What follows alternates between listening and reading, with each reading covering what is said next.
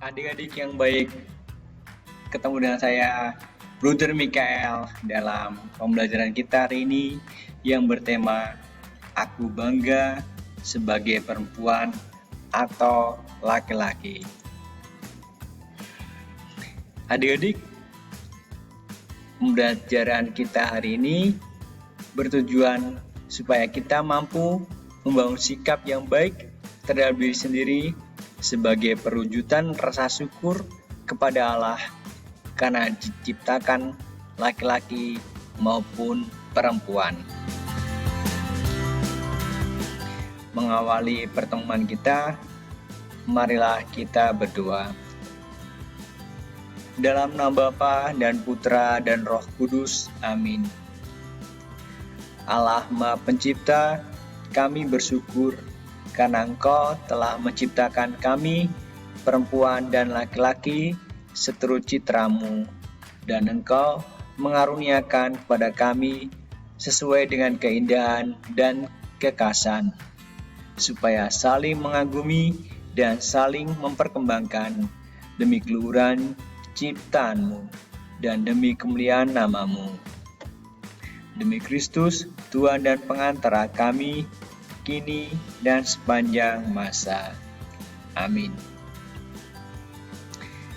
Adik-adik, seperti kita ketahui bahwa manusia diciptakan Tuhan sebagai laki-laki dan perempuan. Kita pernah belajar di pelajaran biologi tentang ciri-ciri fisik dari laki-laki. Yang pertama, tumbuh kumis dan jenggot.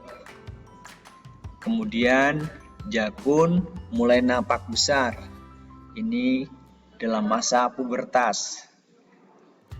Jakun tahu ya adik-adik ya, yaitu benda yang di tenggorokan di bawah janggut ini kan ada yang nongol tuh. Nah, itu adalah jakun. Kemudian suara lebih berat dan besar. Keempatnya, otot tubuh mulai terbentuk. Kemudian kelimanya, tumbuh rambut di beberapa area tubuh tertentu seperti di ketiak, kaki, dada, dan organ kelamin. Yang keenamnya, bahu nampak bidang dan lebar. Ketujuhnya, muncul jerawat. Nah, ini biasanya tuh kalau waktu anak-anak dulu tuh makan kacang biasa aja kok, tapi serang ketika makan kacang atau kadang makan telur, tumbuh jerawat yang muncul di muka atau kadang di bahu, di badan kita. Lalu ke-8-nya, matangnya organ reproduksi. 9-nya, mengalami mimpi basah sebagai awal dari pubertas, dan lain-lain lagi. Itu tadi ciri fisik dari laki-laki. Kemudian ciri fisik perempuannya yaitu payudara mulai besar. Keduanya, suaranya lebih nyaring dan lembut. Ketiganya, tumbuh beberapa rambut di area tertentu seperti ketiak dan organ kelamin. Keempatnya, sama juga tadi kayak laki-laki, muncul jerawat. Kelimanya, panggul lebih besar, lebih lebar. Keenamnya, matangnya organ reproduksi yang meliputi misalnya menstruasi dan organ reproduksi mulai matang. Nah, itu adalah ciri-ciri dari fisik pria maupun wanita. Adik-adik, seperti kita ketahui bahwa manusia itu diciptakan laki-laki dan perempuan. Namun sikap kita ada yang bangga, saat diciptakan laki-laki itu bangga, saat diciptakan perempuan itu bangga. Tapi yang keduanya ada yang menolak. Bangga karena ada sikap yang menerima. Ya aku bangga. Namun yang menolak itu ya tidak menerima. Bahkan kalau kita melihat yang ekstrim, ada yang sungguh-sungguh sikapnya tuh tidak biasa, itu melakukan transgender atau adik-adik, yaitu mengubah kelaminnya. Ada laki-laki yang mengubah kelaminnya menjadi perempuan, ada juga perempuan yang mengubah kelaminnya menjadi laki-laki gitu.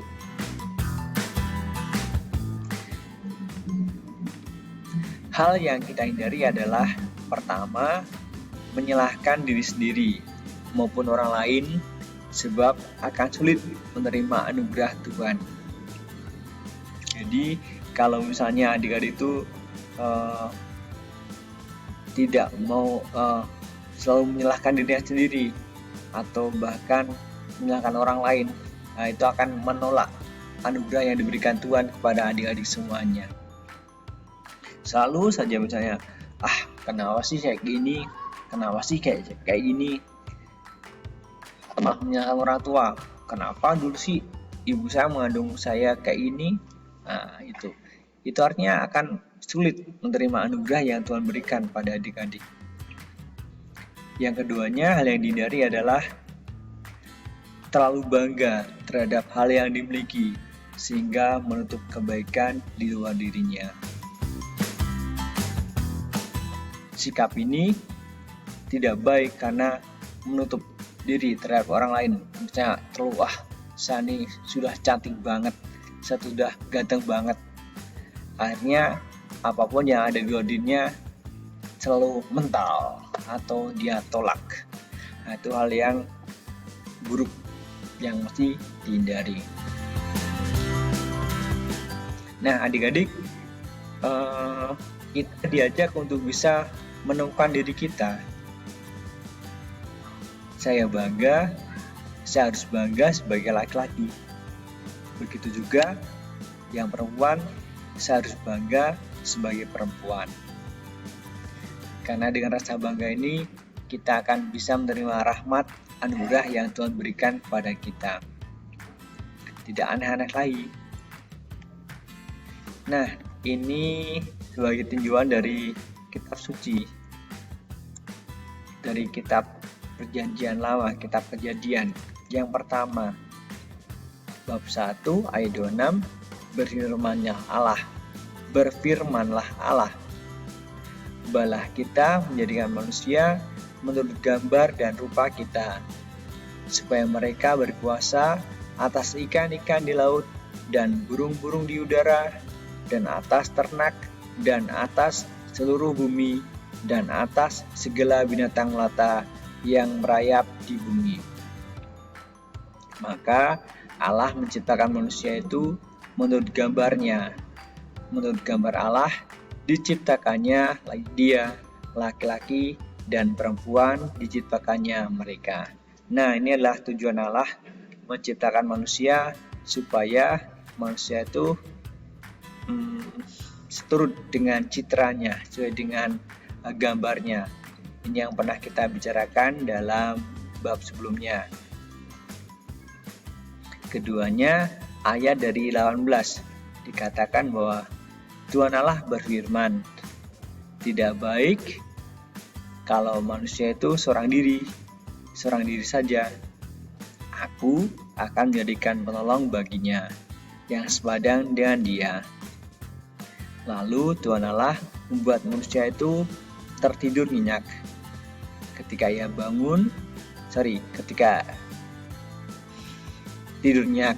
ia tidur, Tuhan Allah mengambil salah satu rusuk daripadanya, lalu menutup tempat itu dengan daging.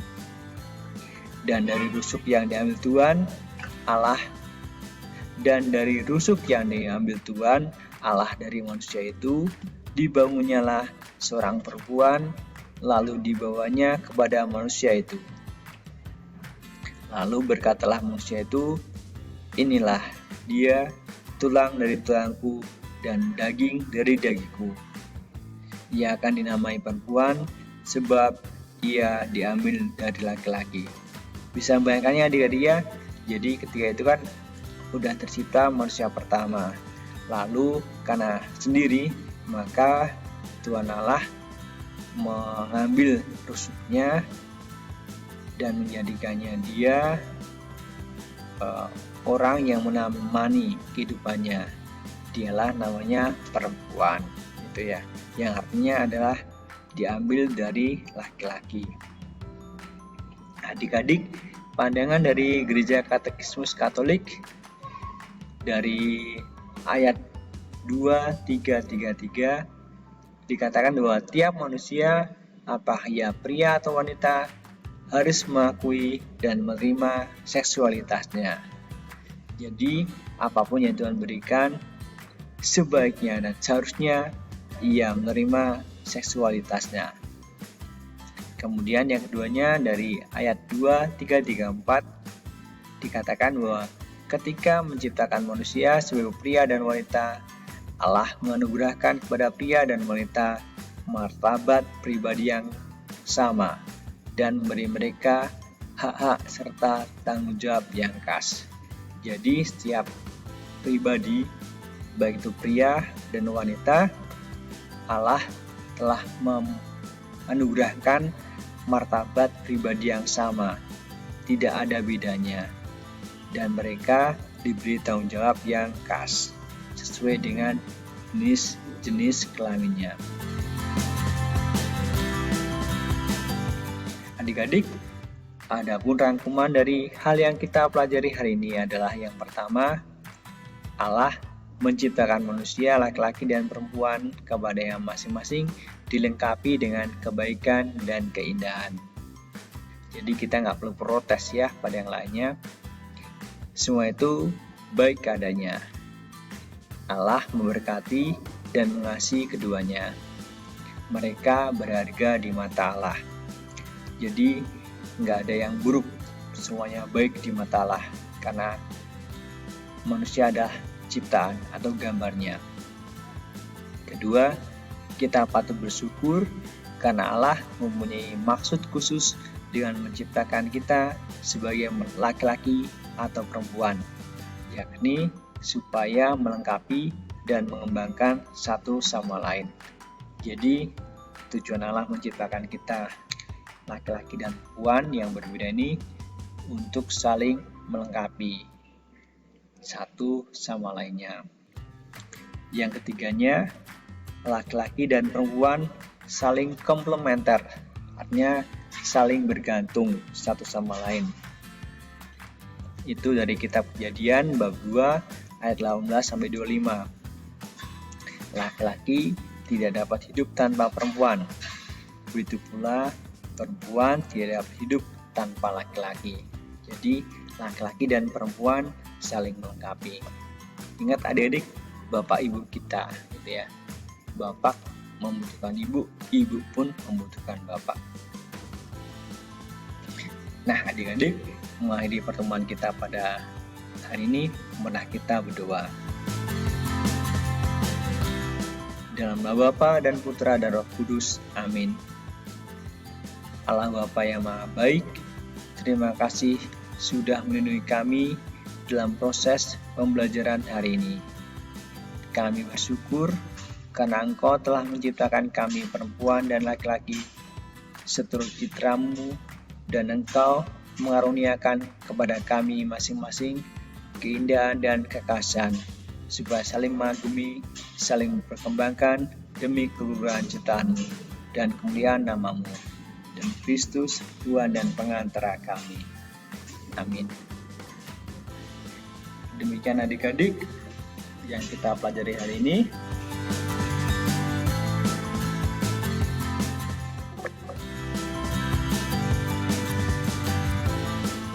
Oke ya, sampai ketemu lagi.